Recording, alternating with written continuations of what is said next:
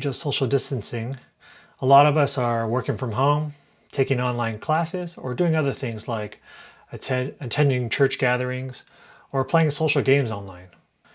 Now that we're doing all these things, teleconferencing programs have become so important.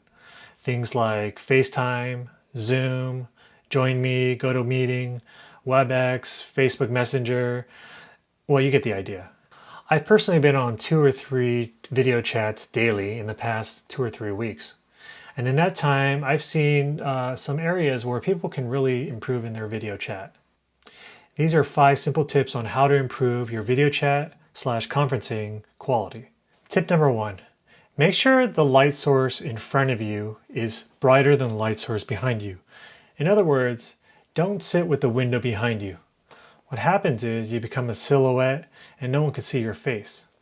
What your camera is trying to do is expose for the entire scene.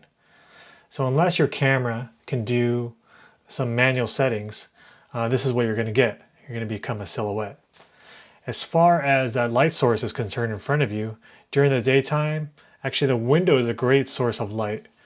So maybe not in direct sunlight though. That light can be harsh and kind of frankly unflattering. But when the sun goes down, a great source of light is just a lamp. Have it right in front of you or just off to the side. Closer the better too. Even so close that it's barely off the screen. Tip number 2, be as close to the microphone as possible.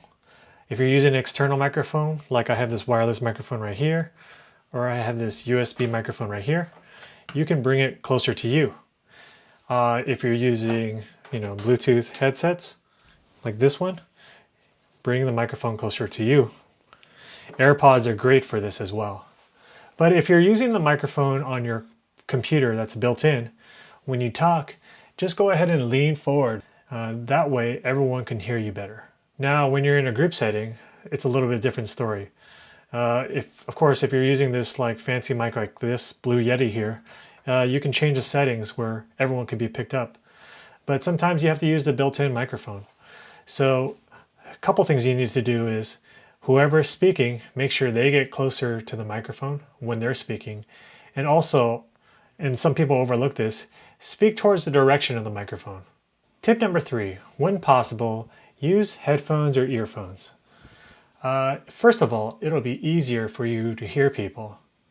But another thing that can happen is if you're using the speakers from your device, such as your computer, your iPad, or your phone, what happens sometimes is you can get some feedback. Basically, when people speak, it gets fed back into your microphone, it gets fed back to them.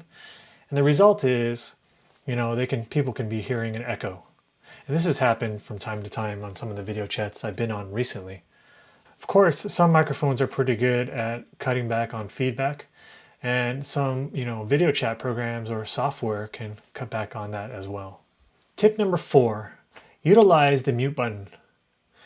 Because we're working from home, many of us can't be in an area where we can be alone, and there could be so much noise in the background. Kids might be running around, someone might be watching TV in the other room, someone might be watching TV in the same room.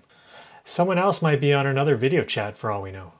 Just know that if you can hear it, probably everyone in the video chat can hear it too.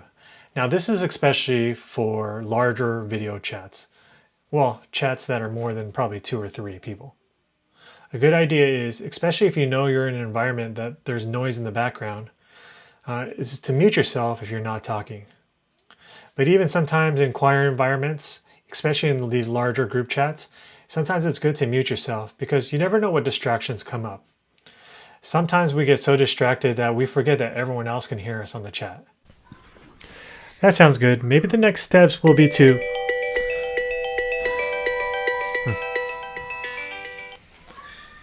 Hey, yeah. No, I'm on a video call right now. No, that's no problem. Yeah, I saw that too. Hey, I'm gonna have to call you back though. I'm gonna get back to this call, okay? All right. Oh, was my mic on? Tip number 5. If you do have time, check your settings beforehand. Before you begin the call, you can check a preview of your video, making sure all the lighting is good. You can do this a number of ways. You can open up a program that has a video feed, such on the Mac, you have Photo Booth, you have FaceTime. In Zoom or in Microsoft Teams, you can go into the preference and look at the preview of the video. Also, make sure your audio and microphone is set to the right devices. So I have a number of microphones here, or I have a number of speakers I can output to, whether my Bluetooth or my speakers from my laptop here. Just make sure it's all set. That way, when you enter in the chat, you're ready to go.